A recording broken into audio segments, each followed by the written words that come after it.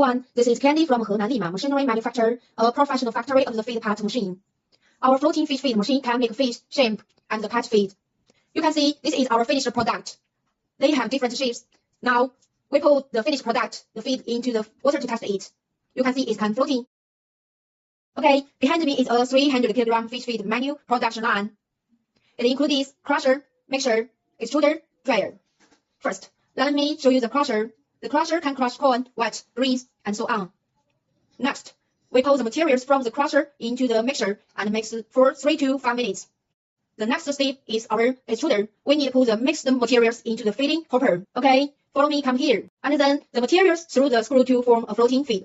The temperature of the feed just came out. It is around 70 to 80 degrees, and it has 20% moisture. So we need to reduce its moisture to 10%. So we need a dryer. Next, we pour the floating fish feed pellet into the dryer. The dryer can make feed dry quickly, and then we can pack and store it for a long time. This production line is suitable for farmer and the new beginner. It is very easy to operate. Thank you.